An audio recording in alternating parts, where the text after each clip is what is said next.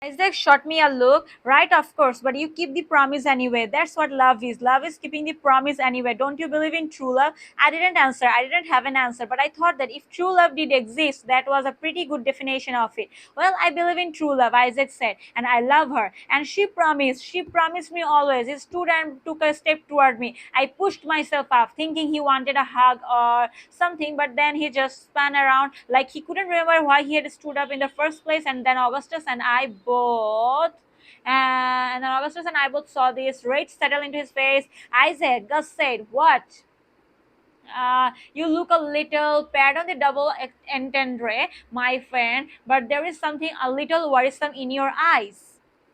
You look a little, pardon the double entendre, my friend, but there is something a little worrisome in your eyes. Suddenly, Isaac started kicking the crap out of his gaming chair, which somersaulted back towards Gus' bed. "Here you go," and August said Augustus. Isaac chased after the chair and kicked it again. "Yes," Augustus said. "Get it. Kick the shit out of that chair." Isaac kicked the chair again until it bounced against Gus' bed, and then he grabbed one of the pillows and started slamming it against the wall between the bed and the trophy shelf above.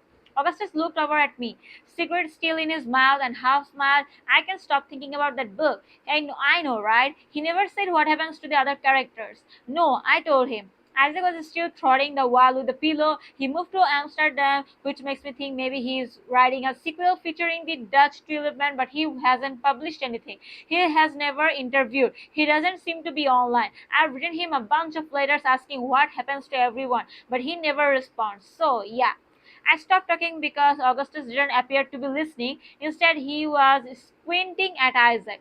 "Hold on," he mumbled to me. He walked over to Isaac and grabbed him by the shoulders. "Dude, pillows don't break. Try something that breaks." Isaac reached for a basketball trophy from the shelf above the bed and then held it over his head as if waiting for permission. "Yes," Augustus said. "Yes." The trophy smashed against the floor, the plastic basketball player's arm splintering off. Still grasping his ball, Isaac stomped on the trophy. "Yes," Augustus said, "get it." And then back to me. "I have been looking for a way to tell my father that I actually sort of hate basketball, and I think we have found it." The trophies came down one after the other, and Isaac stomped on them and screamed while Augustus and I stood a few feet away, bearing witness to the madness. The poor mangled bodies of plastic basketballers littered the carpeted ground. Here, a ball pumped by a disembodied hand. Their two torsos, legs caught mid-jump. Isaac kept attacking the trophies, jumping on them with both feet, screaming, breathless, sweaty, until finally he collapsed on top of the jacked trophic, or should I say, remnants. Augustus stepped toward him and looked down. "Feel better?" he asked. "No," Isaac mumbled, his chest heaving. "That's the thing about pain," Augustus said, and then glanced back at me. "It demands to be felt."